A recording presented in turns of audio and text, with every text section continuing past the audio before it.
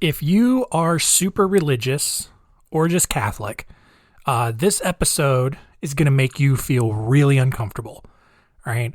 We are closing out October and our Halloween themed episodes with what is arguably the scariest of the Halloween ghouls and goblins, with some stories about demons. It's Our Weird World. Our Weird World.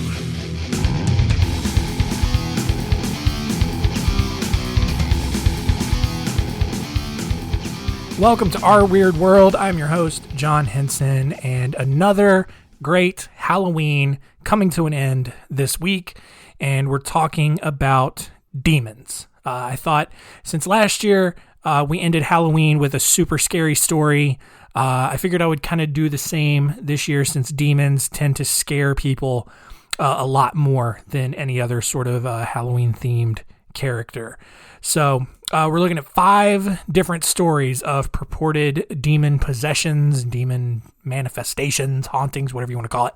We're going to be looking at the stories of the Great Amherst Mystery, the Perron family, the Smurl haunting, Annalise Michel, and the Snedeker family. If you are listening to this episode in the dark and by yourself with, I was going to say with the lights off, but that's because it would not, I mean, the lights would be off because it's dark already. Then you know what? You're a brave soul, because I don't know, man, it might get weird. Maybe it won't be. I don't know. Like last week, you know, with the whole rant or sidebar that I went on about ghosts being real and kind of being, like would just throw society on its head if we prove that ghosts were real. You know, I mean, you can kind of make the same argument for demons, because then that would sort of prove that there are good and evil supernatural entities at war with each other. But look, I'm not getting into the philosophy and the deep religious discussion. Dog, leave Kitty alone. Okay? Not cool. I'm in the middle of recording. That was rude. Go away. Go. All right. I am sorry about her. She is the worst dog. Anyway, I'm going to leave it all in. I don't care. So yeah, I'm not going to get into the religious and the philosophy behind demons and angels and whether all of that is, you know, plausible or anything like that, because you know, look, as I've noted before, like, if you at this point, if you believe what you believe, like, there's not going to be a lot that's going to change your mind. This episode is either going to like affirm your belief that demons are real, or if you think it's all silliness, you're going to keep thinking it's all silliness. So otherwise, just enjoy some fun, spooky stories. It's story time.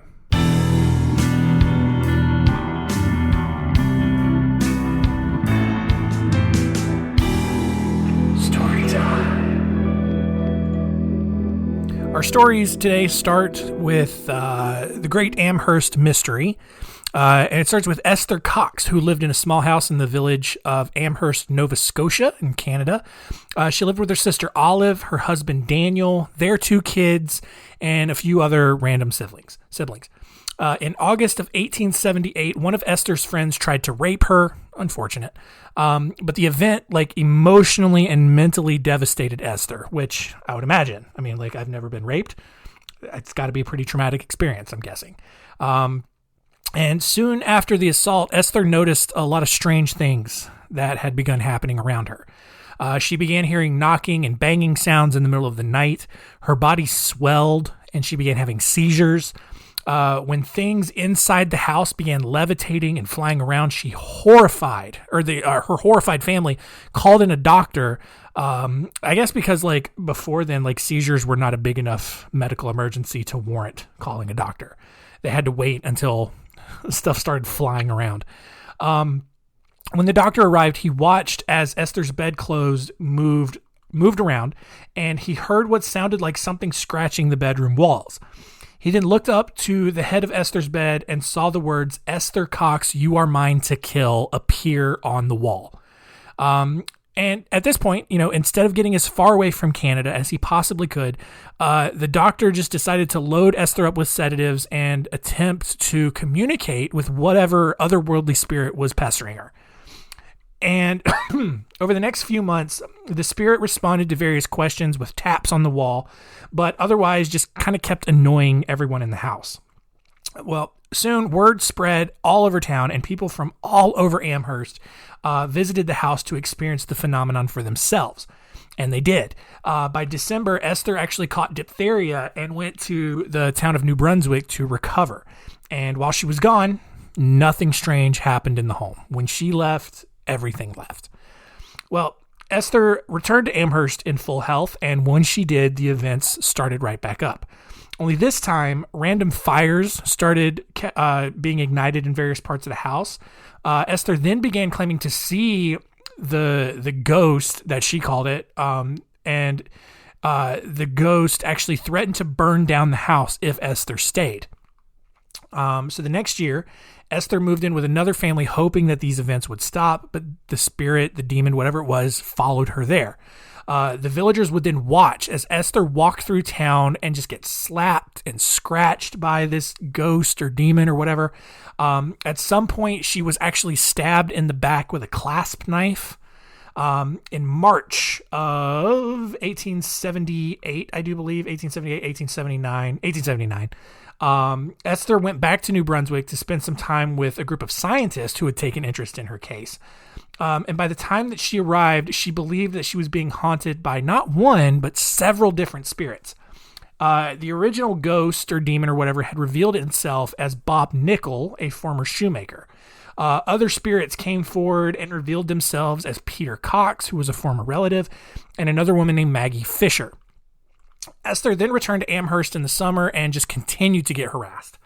Actor Walter Hubble, who held an interest in supernatural phenomena like this, traveled to Amherst to personally investigate the events. He moved into Esther's house and observed all the same things that she had been experiencing for the past year. Walter, however, was also able to communicate with these spirits and identified 3 others: Mary Fisher, Jane Nickel, and Eliza McNeil. He watched as Esther would get attacked with pins and knives. He saw objects move through the house without any human interference. It was crazy weird. Hubble, however, rather than kind of like actually help get rid of them, he decided to use his fame and influence to send Esther on a speaking tour to tell her story. However, crowds were just not impressed by any of this, and after being heckled one night and almost starting a riot, the entire tour was canceled. Esther returned to Amherst and tried to live a normal life by working on Arthur Davison's farm, but when it mysteriously burned down, Esther was accused of arson and sentenced to 4 months in prison. After her release, the hauntings gradually began happening more infrequently until they stopped altogether. And fortunately for her, she went on to marry twice and had a son with each man. She died in Brockton, Massachusetts on November 8th, 1912. And to this day, no one has any idea what was going on there. Usually with stuff like this, there's like some sort of plausible explanation. I think last year we talked about the Bell Witch and just how, some people thought that whatever her name was actually behind it and faking it the whole time. But to have multiple doctors, this actor guy, also go in and actually watch these things happen to Esther, and no one can ever explain it. And so super weird. The next story takes place about 100 years later, a little less than 100 years later, in January 1971, when Carolyn and Roger Perrin moved with their 5 daughters to a 14-room farmhouse in Harrisville, Rhode Island. But almost immediately after they had settled in, weird stuff started happening. It began when the broom started showing up in different places than when Carolyn had last left it.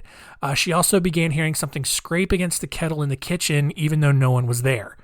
Then in what's probably like the most passive aggressive form of haunting that like I've ever read about, Carolyn started noticing small piles of dirt in the middle of the kitchen floor as if someone had swept the whole floor but had forgotten to brush the pile into a dustpan. All right, cool. If you're going to clean my house, fine, haunt away. I don't care.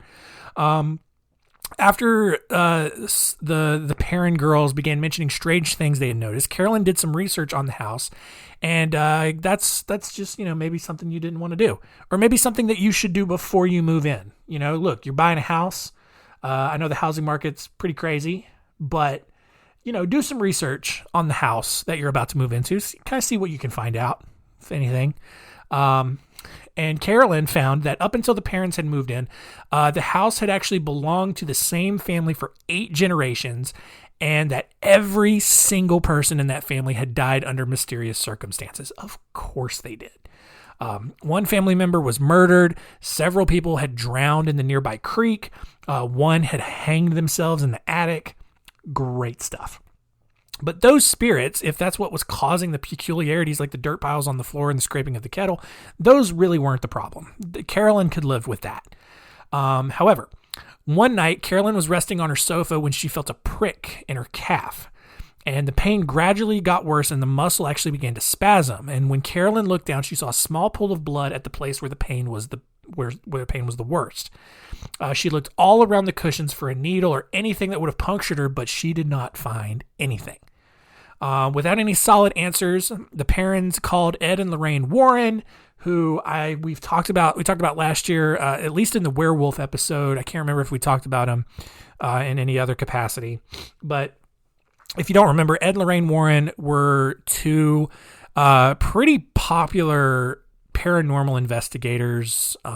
They did a lot of work with like demon possession and all that kind of stuff. And they really made their living going around mostly New England, investigating, all kinds of paranormal stuff. I think they show up again later in this episode. But Ed and Lorraine Warren quickly identified a more malicious spirit named Bathsheba. And to make things worse, this was crazy about it, a real person named Bathsheba Sherman had lived next door to the parents' house back in the mid-1800s. And rumors had long been circulating around the area that Bathsheba was a Satanist and that she had been suspected of murdering a neighbor's infant by jamming a needle into the base of its skull as part of a sacrifice to the devil, which kind of like what Carolyn felt in the back of her calf. Interesting. However, due to a lack of evidence other than hearsay connecting her to the murder, Bathsheba was never put on trial. And Bathsheba eventually died on May 25th, 1885, and was buried with her husband in this town cemetery.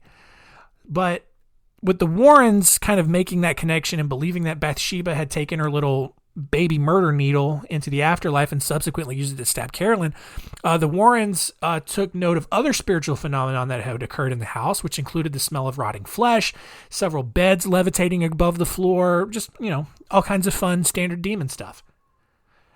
Salem. No. What? Salem does not like this story. Of course he's going to start like howling, which as a black cat, and I'm all alone in the house doing a demon episode. Cool. Hey, Salem, shut up. It's okay. It's just a story. It's probably not real. I mean, okay, like it is real. It really happened, but I mean, come on. It's not like real demons or anything. Okay. Right, you guys? Well, hopefully he's probably fine. So in order to cleanse the house, the Warrens held a seance, and during the ritual, Carolyn began speaking in a foreign language as her chair levitated before she was eventually just tossed across the room.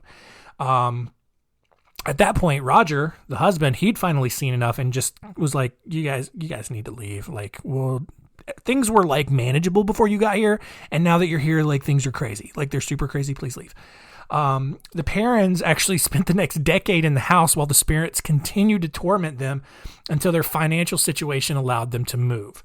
After the move, however, the hauntings at the house stopped, even for the next family that moved in. The reason that this story does live on, however, the Warrens' notes that they took at this house, this is actually what inspired the movie The Conjuring. So, maybe that's based on a true story. I don't know. But crazy though, like the Perrins actually continued to live in this house for a decade, just continuing to be tormented by semi-passive aggressive demons and ghosts, I guess. Moving on here to 1974, when Jack and Janet Smurl were enjoying their life inside their double block home in West Pittston, Pennsylvania. Things were totally normal, and then all of a sudden, they started hearing these strange noises, followed by this really awful stench. Their dog just randomly flew into the wall, which, like, as an isolated incident, just that visual is kind of funny. You know, just got a little dog walking across the floor, all of a sudden, rawr, plop, right against the wall. Anyway, that's funny to me. I feel like some of you are like super uneasy right now. I feel like I needed to lighten it up. Their mattress also started shaking. One of their daughters was pushed down the stairs. Jack actually was sexually assaulted, like full on demon prison rape style on multiple occasions. Weird. All right. But that's what happened. That's what was reported. All right. Jack Smurl laying in his bed. I don't know. I guess laying on his stomach, or maybe he was like flipped over on his stomach. I don't know. All of a sudden he just feels ghost inside him on multiple occasions. Crazy. Maybe, look, honestly, like, all right, 2020, people a little bit more adventurous sexually. In the 1970s, that kind of stuff was kind of first starting. Maybe, has anybody just asked if him and his wife were just into some stuff and he didn't really feel like admitting it? But then, like, I don't know, maybe he, who knows? Maybe him and his wife were just doing some stuff. Or gay demons. Who knows? But the Smurls, the ghost rape, however, was kind of the breaking point, allegedly. So the Smurls began to appeal for outside expertise to figure out what was going on. And so guess who they called? Ed and Lorraine Warren again. And so, and this happened for 12 years, by the way. The Smurls, Jack Smurl was just getting raped for 12 years by a ghost demon. And then they decided to call Ed and Lorraine Warren. And so they arrived and began making attempts to get whatever was antagonizing the Smurls out of the house.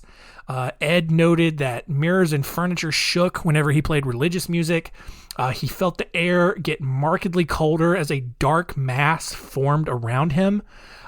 He saw a message form on one of the mirrors that said, "Get out."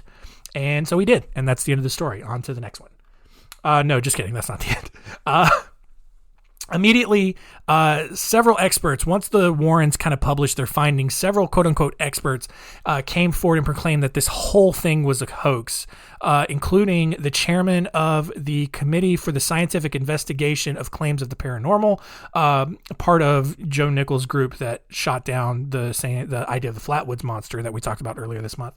And they claimed that the Smurls were suffering from hallucinations and brain impairment and that they should probably just see a psychiatrist to clear all this up. And here's the thing. Back in 1983, Jack Smurl had undergone surgery to remove water on his brain from a childhood meningitis infection. But even though that had kind of cleared it all up and he was, I guess, more or less back to normal, that did not account for the next 3 years of demon rape and other supernatural phenomenon that he and Janet were still both experiencing. According to Janet, a priest performed 3 unsuccessful exorcisms in the home over the 12 years before the Warrens arrived, but other area priests who had visited the house said that they didn't really notice anything unusual was going on. Well, following the Warrens' visit in 1986, the Smurls co-authored a book titled The Haunted, which retold their story in all of its just creepy, gross, scary glory. The book, however, was widely panned by critics, both in terms of its alleged authenticity and just the overall writing ability of its authors. Because, guess what, guys? Believe it or not, I know I make it look easy, but writing a book is kind of hard, all right? I've written almost 20 books, maybe 20 at the time that this is published. I'm working on a few more now. But it is kind of hard. I know I make it look easy, but writing a book is a little difficult. Not everyone can do it. But that, however, did not stop 20th Century Fox from making a 2-hour made-for-TV movie with the same name. It's The Haunted. I don't know if it's streaming anywhere, but maybe you can look it up. A year after the Warrens had performed their exorcism, the Smurls felt that, quote, after intense prayer, everything was back to normal. However, they did decide to move to the nearby town of Wilkes-Barre the following year. The Smurl house was later purchased by a woman named Deborah Owens in 1988, who later ended up telling reporters that she never had a supernatural experience in the house, and as far as we know, nothing has happened since. Next story. So you guys remember the 2005 movie, The Exorcism of Emily Rose? So that was totally based on a true story. And, I remember seeing that movie in the theaters. Thought it was pretty dope. It wasn't like the scariest movie because I think if I remember correctly, that movie was based more around the court case that involved her, not the whole possession and exorcism, but whatever. So Annalise Michel, this is probably one of the most famous demon possession stories. But she was born on September 21st, 1952 in a small town in Bavaria, Germany. Annalise, along with her three sisters, was raised in a super devout Catholic household because who else is getting possessed by all these demons but those dirty Catholics? Just Catholics, man. I have nothing against Catholics. That was what was always weird growing up as a kid is everyone hated Catholics. Like, cool, man. Just like they're Christians. Catholics aren't Christians. They probably are though. And look, they do things different. That's fine. I don't get it. I don't understand why, look, is there a commandment that blatantly says don't have idols? Yeah. Do Catholic churches have a lot of saints and idols that people give tributes to and all that kind of stuff? Yeah. Is that a big contradiction? Yeah. Yeah, it is. But whatever, man. Like, let them do their thing. Who cares? Who cares? All right? Not important. It's not important. It really isn't. I could go on a whole long monologue side story just about biblical doctrine. But again, that's not the podcast for this. I'll start another podcast called John Studies the Bible. Or probably not. No one would listen to that. That sounds terrible. Anyway, let's go back to our demon story. Along with being raised in a super devout Catholic household, Annalise Michel attended Mass twice a week and spent her remaining free time studying the Bible. When she was 16, Annalise suffered a massive seizure and was diagnosed with temporal lobe epilepsy. And for the next few years, Annalise spent time in various psychiatric hospitals because she kept claiming to see these demonic faces and shadow people every time she had a seizure, which maybe that's just also what happens when you have a seizure. Like you like hallucinate or your eyes get all wonky. Like you just can't see the right things. I don't know. In 1970, she suffered another seizure while staying at a hospital and was finally prescribed epilepsy drugs because apparently, and this is not me like making a sarcastic joke, like apparently like Germans needed a lot of proof before they just handed out medicine to people. Well, unfortunately, those epilepsy drugs only made things worse. And instead of seeing demons only while having seizures, Annalise began seeing demons everywhere. She tried going off to college to study theology, hoping that devoting her entire life to God would make the problem go away, but guess what? It didn't.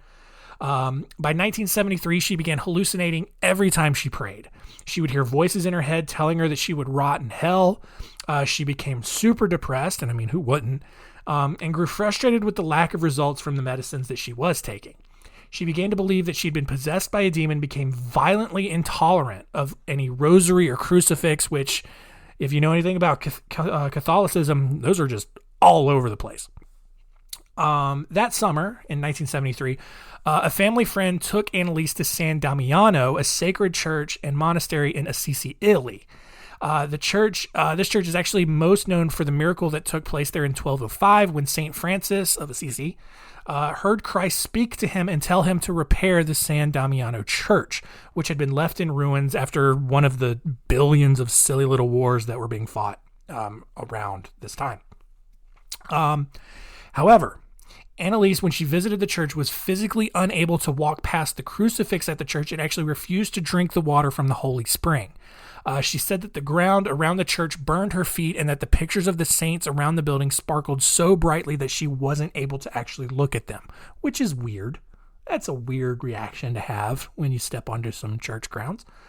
After the trip, her friends and family also began to believe that Annalise had truly been possessed by a demon and appealed to several priests for an exorcism. The priests declined because they don't want to get involved in that, and they suggested that Annalise just continue to take her medications. According to Catholic rules, however, the priests were not allowed to perform exorcisms until an individual had begun exerting certain behaviors, such as developing a strong abhorrence for religious objects and having supernatural powers. All right. So look, she already has the strong abhorrence for religious objects. We've covered that. But that supernatural powers thing, like she's just kind of miserable right now. She's not doing like anything superhero like. But even though she was continuing to take her medications, her condition continued to worsen. She started getting aggressive. She began harming herself and refused to eat or drink anything except spiders, flies, and her own urine. Gross. Everyone around her noticed that she began to smell like burning feces, which, for the record, smells similar to burning hair, but with that extra pungent punch that just uppercuts you right in your fupa, you know? Just that, you know how you smell it and then it's just like it just involuntary reaction. Oh, I just imagine like someone listening to this right now who is just so easily triggered by like hearing someone dry heave that then they too start to dry heave. Just and then okay, I'm sorry, I'm not going to do it anymore. I am such a jerk. Still, despite her stinkiness and her only eating bugs, the church did not authorize an exorcism, and instead she was put on even more medication. Well, in 1975, priest Ernst Alt visited Annalise in her home and, using his vast medical knowledge, he didn't really have any, declared that Annalise did not look like an epileptic since he didn't witness any seizures. Well, of course, you guys. That's the most ironic argument. Because it's like, she's not an epileptic. I didn't see her have a seizure. That's like saying, well, God's not real because I don't see him. But like, you can't say that to a Catholic because that then goes against what they believe. It's crazy. But I don't know. It's probably different somehow. Ernst Alt went to the local bishop and asked for permission to conduct an exorcism. And in September, Bishop Joseph Stangl granted priest Arnold Renz permission to exorcise Annalise under the guidance of Ritual Romanum of 1614, which at this point was a 300-year-old guidebook for Roman priests on how to cast out demons. Probably could have used an update. Just saying. Stangl allowed the exorcism to take place as long as it was kept completely secret. So on September 24th, 1975, Renz performed the first exorcism. During the ritual, Annalise talked about, quote, dying to atone for the wayward youth and the, quote, apostate priests of the modern church. Sure, whatever all that means. Over the next 10 months, priests performed 67 exorcisms that lasted as long as 4 hours each. A lot of stuff going on there. During one such session, several demons identified themselves, including Lucifer, Judas, Nero, and Adolf Hitler. Hello, I am Hitler. I am in Annalise Michel's body. I'm just sitting here doing lots of things, making her go seizure, making her see a lot of demons and shadow people. It's a lot of fun. You know, I killed all the Jews, and I had such fun doing it as I want to come back from hell and get in all the little white girls and make them see things. Makes their feet burn and they can't look at the icons on the church walls. Yeah, it's so much fun. I don't know why Hitler sounds like that, but he does. Annalise then pointed out errors in the Latin that Renz was speaking during the exorcism, which freaked everyone out because Annalise didn't know Latin at all. She also answered questions asked to her in Dutch and Chinese, which was extra creepy because Annalise did not know those languages either. She'd never studied them. Unfortunately, on July 1st, 1976, Annalise died in her sleep. She was just 23 years old. At the time of her death, get this, Annalise weighed only 68 pounds and was found to have both of her knees broken because she had been knelt down in prayer so much. Crazy. Annalise's parents, as well as priests Alton Renz, were both charged with negligent homicide, which is kind of where most of this movie kind of covers.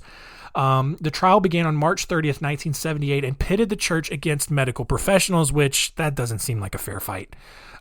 Despite playing audio tapes in the court, which you can totally go listen to for yourself if you want to be like super creeped out. Like, if you're curious, go for it. If you are super religious and super scared of this stuff, don't do it. Just don't do it.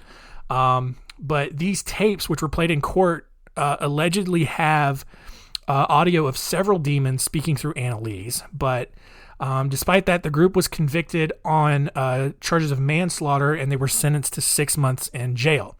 Annalise's gravesite, however, has become a pilgrimage site for super eager Catholics who are hoping to avoid being possessed by the devil.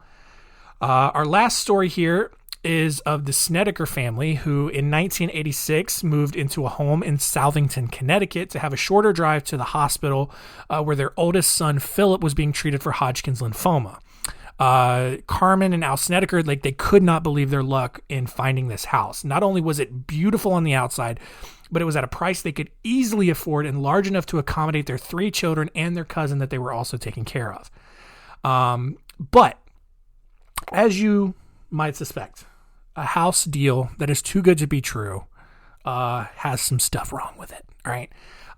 As the family moved some extra items into the basement, Al Snedeker noticed an extra room that he had clearly missed when he was walking through it with the realtor.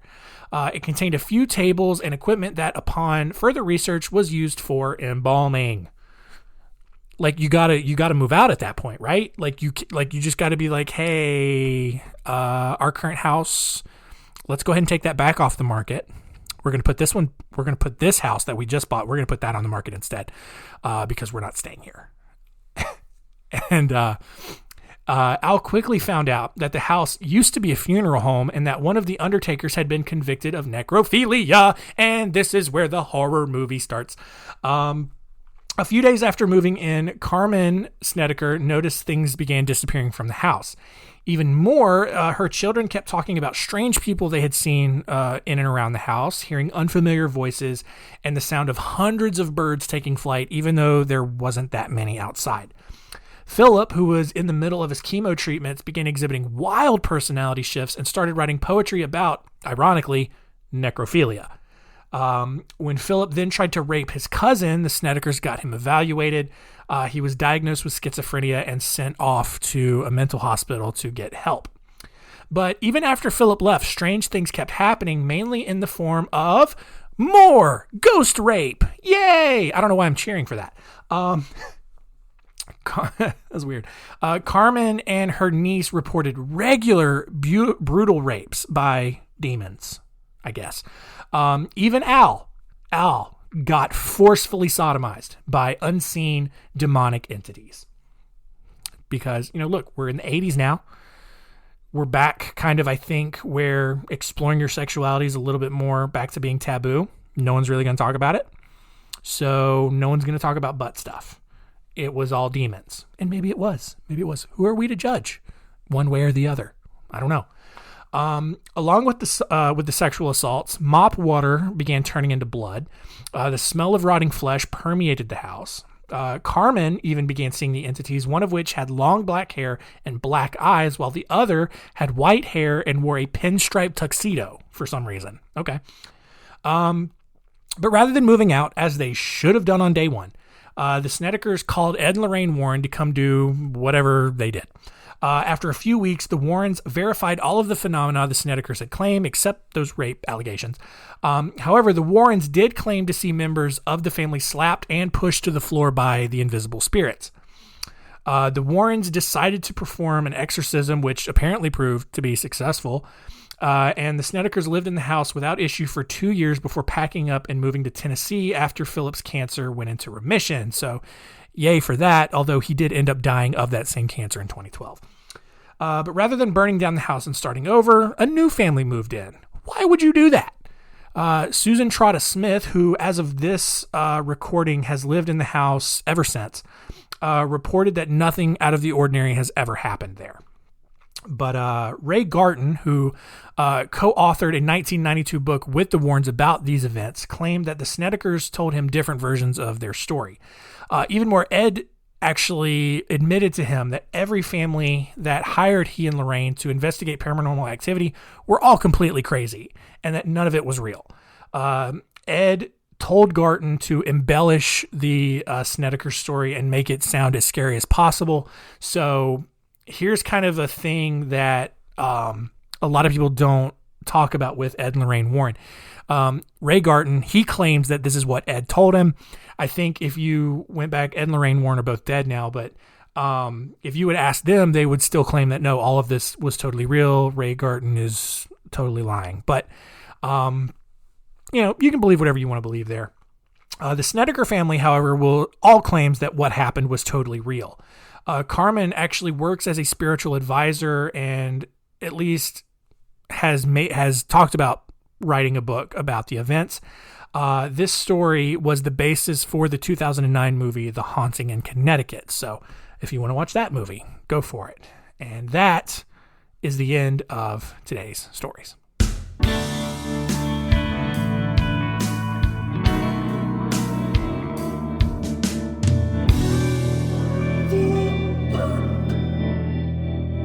How you feeling? All right? You creeped out by all the demon talk? Or did my, I don't know what you would call it, my very inappropriate and irreverent retelling of ghost rape just kind of lighten the mood enough to where it wasn't that bad.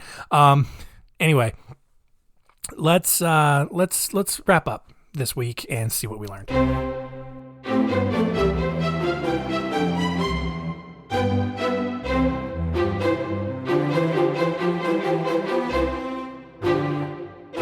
What did we learn? Number one, if demons are in fact real, it seems like they only possess Catholics. So if you're any other Christian denomination, you should feel fine. Like you don't have to worry about anything, I'm thinking. Number two, ghost rape. That's the last time I'm going to mention it, I swear. I just find it fascinating. But apparently that is a thing that happens. So, watch your buttholes, I guess. I don't know. And number three, a couple of these stories inspired movies. You have The Conjuring, The Exorcism of Emily Rose, and A Haunting in Connecticut. So if you want to have a Halloween scary movie marathon, check those out and get more of a visual for the stories that I told today.